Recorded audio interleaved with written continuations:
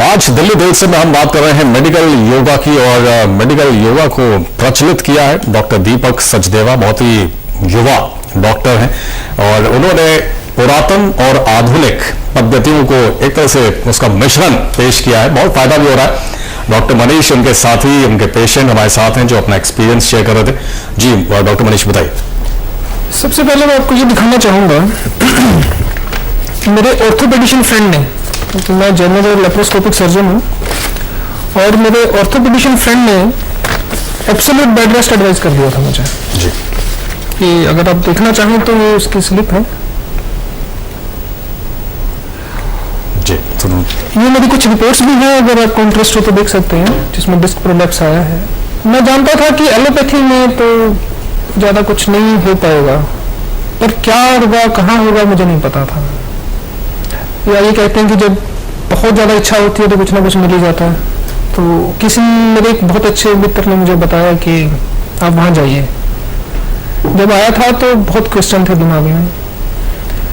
सबसे पहली बात तो मैं ये जानना चाहता था कि ये नियम हकीम तो नहीं है जी, झोला छाप डॉक्टर तो नहीं है, जो जितने तो बिगाड़ हो चुका है वो तो है, और तो कुछ नहीं गड़बड़ कर देंगे ये, बचा हुआ भी चला जाए। अब हाँ, फिर मैंने इनकी मतलब लिटरली कहें तो जान खाई इनकी कि बताइए मुझे आप क्या करेंगे।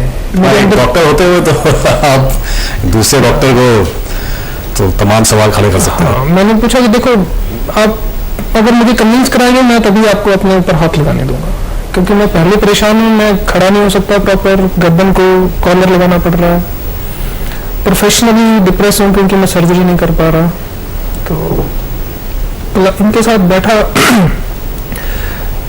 मेडिकल टर्म्स में मैंने समझा इस चीज को। भारतीय होने के नाते भारतीय परंपराओं में विश्वास तो है ही जी, पर उस विश्वास के तहत मैं अपने आप को खराब तो नहीं करवा सकता था। इन्होंने जो बताया मुझे अच्छा लगा, मैंने शुरू किया। पहले ही सिटिंग के बाद से मेरी दवाई बंद हो गई थी जी। मतलब वो दवाइयाँ जो पेशेंट को देने से मैं डरता हूँ कि यार ये जरूरत है तभी देता हूँ, तो वो मुझे लेनी पड़ रही थी, तो पहली सिटिंग के बाद बंद हो गई। विश्वास बनने लगा, आने लगा इनके पास। पूरा विश्वास तब हुआ था जब मैंने सर्जरी शुरू कर दी फिर से। पहले सर्जरी मैंने कैसे शुरू की, ठीक होने के बाद मैंने 2 सर्जन्स को कॉल किया कि देखो मैं आज सर्जरी शुरू करने वाला हूँ, मुझे किसी वक्त दर्द शुरू हो सकता है, आपको कवर अप करने आना होगा। पेशेंट को बता दिया देखो अगर तुमने करवाना है तो ये प्रॉब्लम मेरे साथ है, नहीं तो आप किसी और के पास चले जाइए। तो हमारा सेटअप कुछ ऐसा था, बोले कि यार हम कहाँ जाएंगे, आप ही कर दीजिए। पहली सर्जरी बिना किसी को बुलाई हो गई, विश्वास और बढ़ गया। तब मैंने छुट्टी ले लेकर इनके पास आना शुरू कर दिया। और आज आप जैसे हमारे साथ बैठे हुए साफ नजर आता है कि हमको तो ऐसा लग रहा है कि कुछ हुआ ही नहीं था। चलिए, तो आपने देखा कि मेडिकल योगा का कमाल क्या और कैसे हुआ। डॉक्टर मनीष उसका उदाहरण है, आपके सामने है।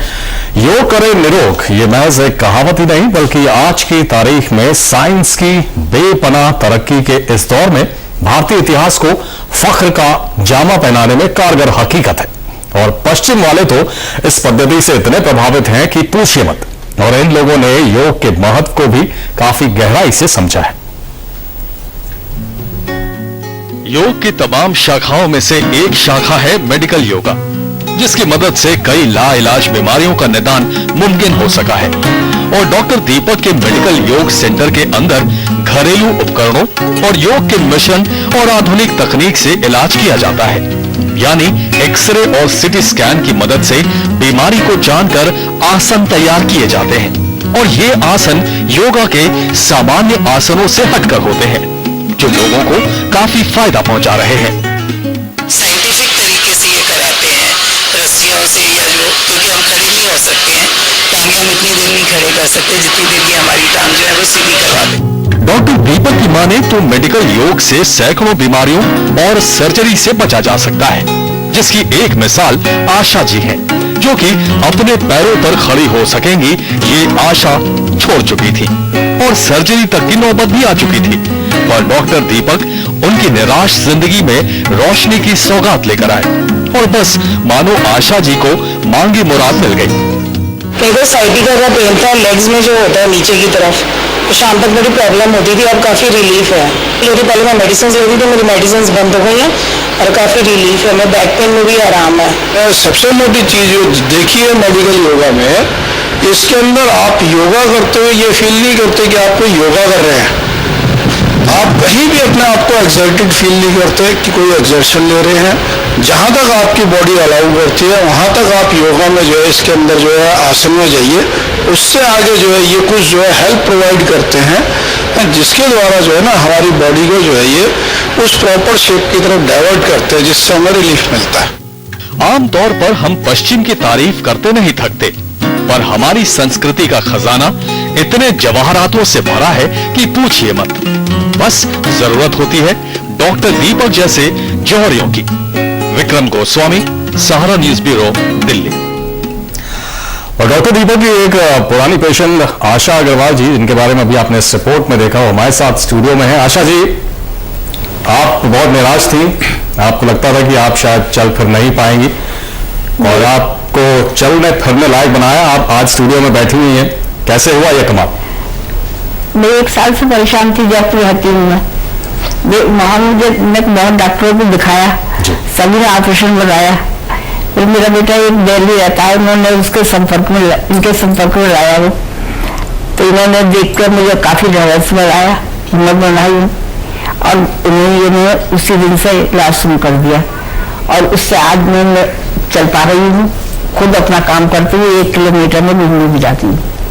चलिए, बहुत कमाल हुआ ये तो, क्योंकि इस उम्र पे डॉक्टर दीपक अक्सर ये कहा जाता है कि बुढ़ापे में अगर इस तरह की बीमारी हो गई तो उसके बाद उसका कोई इलाज नहीं है, लेकिन जैसा कि हमने सुना, आशा जी खुद ही कह रही हैं, तो ये कमाल है। लेकिन अब ये बताइए कि कैसे ये सब कुछ होता है, अलग कैसे है ये?